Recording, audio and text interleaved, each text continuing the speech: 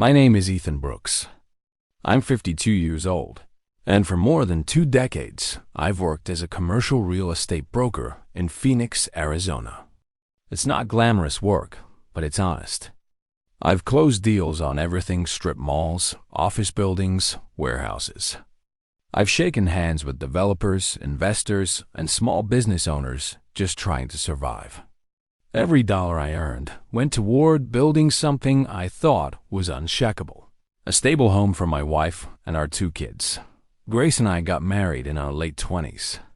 Back then, she had a warmth to her and energy that made life feel full. We had our son, Liam, first, and Ella came 2 years later. For a long time, life felt right. I worked long hours, but I came home to a family. We had dinners together, bedtime stories, weekend trips to the Grand Canyon or Sedona. It was the kind of normal life you don't question because it feels solid. But somewhere along the line, things shifted. Grace started going out more: book clubs, wine nights, Pilates classes that always seemed to run late. She bought new clothes, started wearing perfume I didn't recognize. When I asked about her day, she'd give me one-word answers and scroll through her phone like I wasn't even there. I'm not stupid. I knew something was off, but I told myself it was just a phase. Maybe she needed space. Maybe I'd been working too much. So I tried harder. I planned date nights. I asked what she needed. Every time, she'd brush me off with a smile that never reached her eyes and say, "I'm fine, Ethan. You worry too much." Then, in March 2024, I found a hotel receipt in her jacket pocket. The Arizona Biltmore. A Friday night, she claimed she was at her friend Monica's place in Scottsdale, standing in the laundry room with that slip of paper in my hand. Something inside me went cold. Not angry, not hurt, just cold. I didn't confront her. I didn't demand answers. Instead, I did what I do best: gather information. I hired a private investigator named Olivia. She came recommended by a divorce attorney I once worked with. She was sharp, direct, and didn't waste time. "You want to know if your wife's cheating?" she said at our first meeting in a coffee shop near Camelback Mountain. It wasn't a question. "Yes," I told her. "And if she is, I want proof. Everything you can get." She nodded. "I'll need 2 weeks, maybe 3. Don't change your behavior at home. Act normal." "Can you do that?" I could. And I did. If you like stories filled with cold-blooded revenge and shocking twists, hit the like button and subscribe. There are new, unreleased stories here every day. 3 weeks later, Olivia handed me a folder at the same coffee shop. Inside were photos, text message screenshots, bank statements, and a timeline that made my stomach drop. Grace wasn't having one affair. She was having 3. A personal trainer named Kyle from the gym, a marketing guy named Derek from Tempe, and a tech consultant named Brad, who traveled to Phoenix every other week. But the worst part wasn't the cheating. It was the money. Over 8 months, Grace had been quietly draining our joint accounts. Small transfers, $500 here, $1,000 there, nothing that would trigger alerts.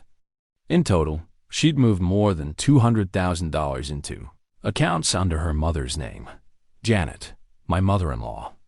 The same woman who smiled at me every Thanksgiving while telling me how lucky Grace was to have me. I sat in my truck for an hour staring at those documents. My hands numb, my chest hollow, but my mind clear. I made a decision. I wasn't going to explode. I wasn't going to beg or scream. I was going to do this the smart way. I called Catherine Reeves. If Olivia was the scalpel, Catherine was the sledgehammer. She'd been a family lawyer in Arizona for over 20 years and had a reputation for being ruthless. We met the next day. She flipped through the file and said, "You've got everything you need: infidelity, financial fraud. This is open and shut. I want full custody," I told her, "and I want every cent back." She lowered her reading glasses. You'll get both. But listen, don't tip your hand. Let her think she's in control. When people think they've already won, they get sloppy. And that's when we bury them. So that's exactly what I did. For 4 months, I played my role. I went to work, came home, asked Grace about her day. I smiled at her mother during Sunday dinners.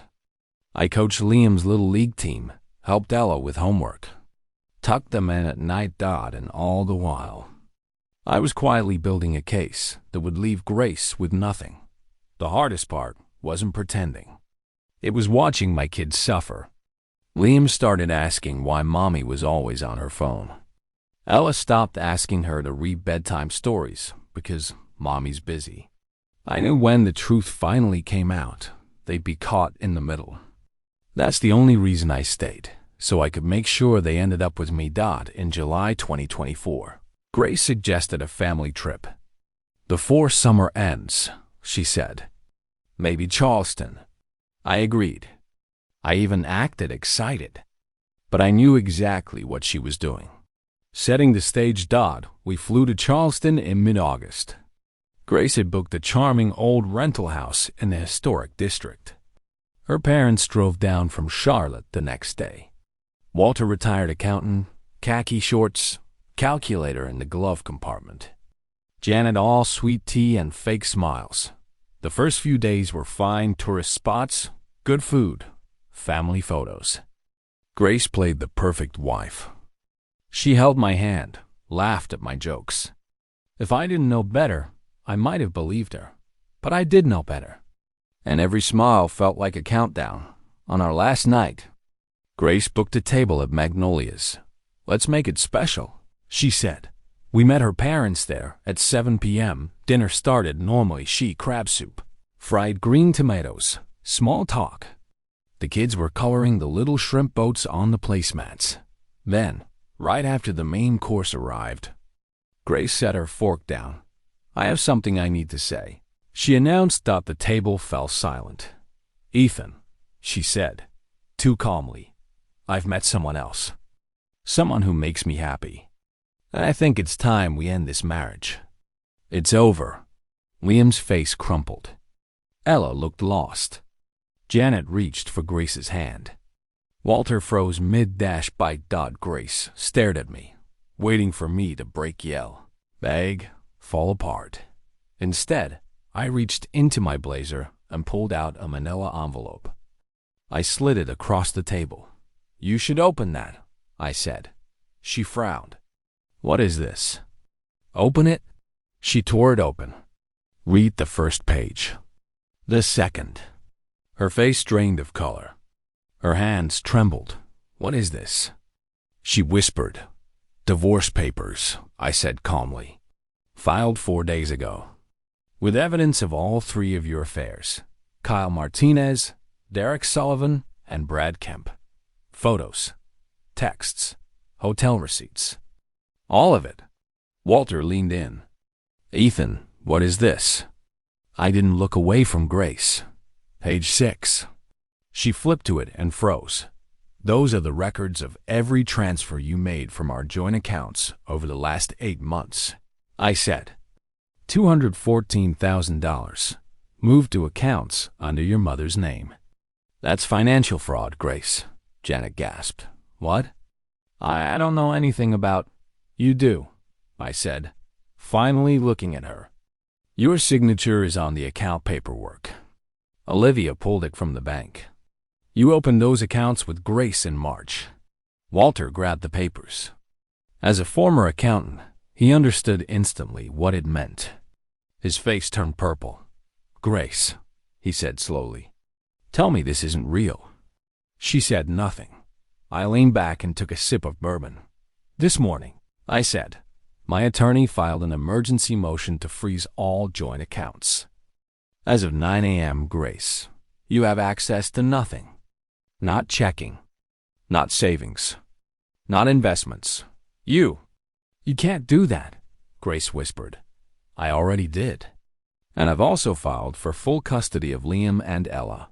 With the evidence of your affairs, the financial fraud, and the months you've spent ignoring your own children. I doubt any judge in Arizona will have a problem granting it." Liam burst into tears.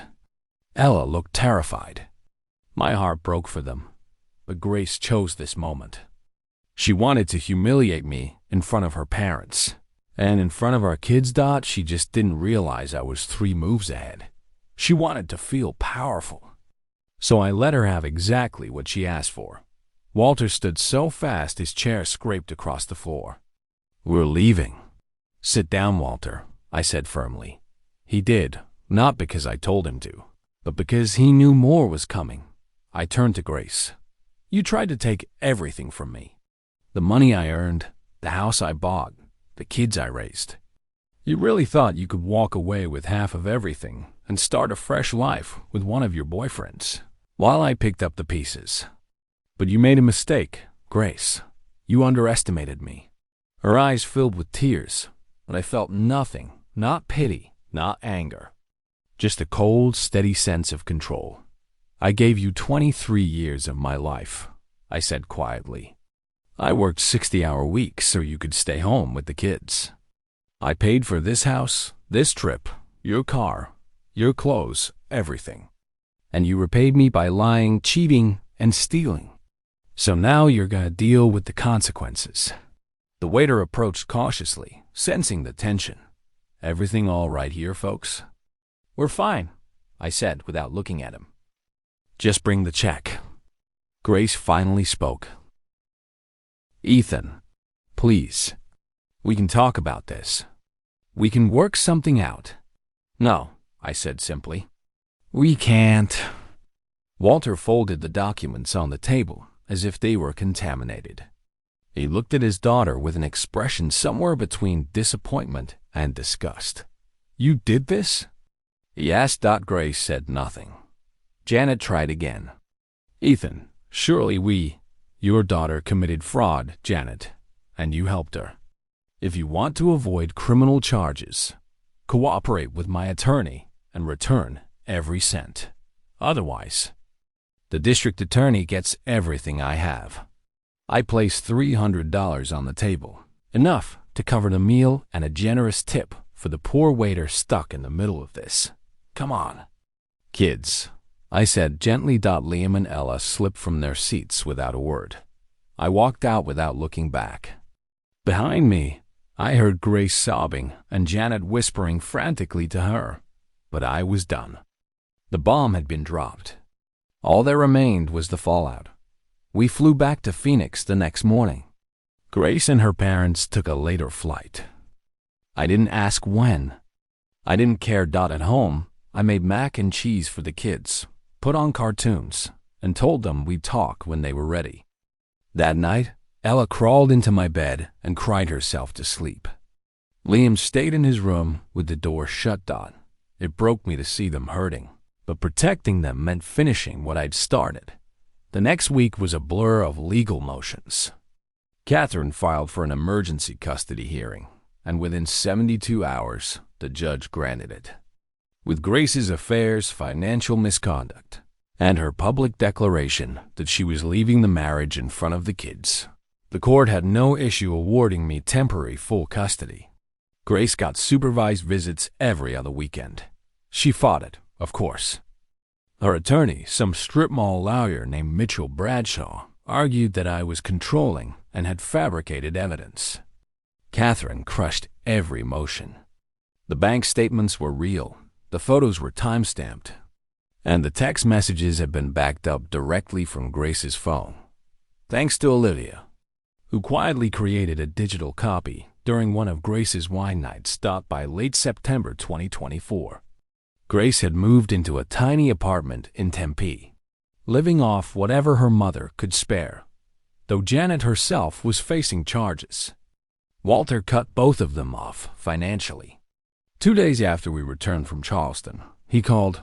"I'm sorry, Ethan. I didn't know. If I had, I would have stopped it." And I believed him. Arizona is a no-fault state, but infidelity and financial misconduct still matter. Catherine made sure the judge saw everything. Grace's affairs, her misuse of marital funds, the $9,000 Tag Heuer watch she bought, Kyle, the personal trainer she'd been sleeping with. The judge's patience wore thin. "Mrs. Brooks," she said, "you are not making a compelling case for yourself." Then came October 2024, the night everything shifted again. Someone knocked on my door. A man I recognized from Olivia's photos stood there. "Derek, the marketing guy from Tempe. I need to tell you something," he said. "Grace is pregnant." The words hit me like a freight train. "And it's not mine," he added quietly. "I had a paternity test done, and it's not yours either, right? You and Grace haven't been together in months." He wasn't wrong. "Why are you telling me this?" "Because she's lying to everyone. She's using the pregnancy to get sympathy. You deserve to know." I thanked him and went back inside. Liam looked up from his math homework. "Who was that?" "Nobody important," I said. But he was wrong. It was important, just not for the reasons Grace hoped. Catherine filed for a court-ordered paternity test. Grace's attorney fought it. He lost. The results came back right before Thanksgiving. The baby wasn't mine. The baby wasn't Derek's. Based on the timeline, the father was probably Brad, the tech consultant. But Brad had vanished. Deleted his social media. Stopped answering calls. Gone. Grace was alone with consequences she'd created. In December 2024, we had our final divorce hearing. Catherine told me to look confident, not smug. Grace showed up exhausted, visibly pregnant in a cheap black dress. Her attorney argued she deserved assets because she'd been a stay-at-home mom. The judge listened, then ruled I got full custody. Grace got supervised visits. I was awarded the house, cars, and accounts. Grace was ordered to repay $240,000 plus interest within 5 years, or face wage, garnishment, and possible charges. Grace didn't cry. She just stared at the table. And just like that, it was over. The months that followed were about recovery. For me and the kids. Liam struggled with questions no child should carry. Ella withdrew, refusing to talk about her mother at all. She eventually saw a therapist and slowly opened up. By March 2025, she was laughing again, running around the yard with the golden retriever puppy we adopted, Scout. Grace's visits became inconsistent, then infrequent, then non-existent. By the time she gave birth in April 2025, she was barely involved in the kids' lives at all. Walter called to tell me she'd had a daughter, Sophie. His voice held no joy. "She's struggling," he said. "She's asked if you consider lowering the repayment amount." "No," I said. "She stole that money. She can't negotiate consequences." He sighed. "I figured you'd say that." By summer, my life had found a new rhythm. Work was thriving. I was home for dinner every night. I went to Liam's baseball games, Ella's dance recital. In July, we took a trip to San Diego, just the three of us. One evening, watching the sunset, Liam said, "Dad, I'm glad it's just us." Ella nodded. "Me too." I didn't speak.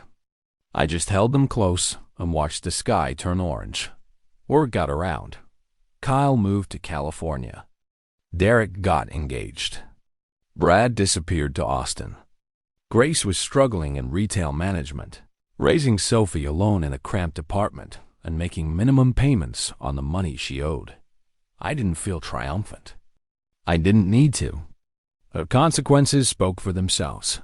One night in September 2025, as I tucked the kids into bed, Ella asked, "Dad, are you happy?" I thought about it carefully. For the first time in years, the answer was simple. "Yes, sweetheart. I am. Good," she whispered. "You deserve to be happy." She was right. The revenge I planned wasn't really revenge. It was justice. Grace had destroyed her own life. I just refused to let her take mine down with hers. And now, in September 2025, Liam is thriving. Ella is full of life again. Scout owns the couch. And I'm free, truly free. I rarely think about Grace anymore. She's not my responsibility. My responsibility is to the two kids asleep upstairs and the peaceful life we've built. Catherine once said something I'll never forget. The best revenge isn't getting even. It's living so well that the people who hurt you become irrelevant. She was right. Grace is irrelevant now, and I'm finally free.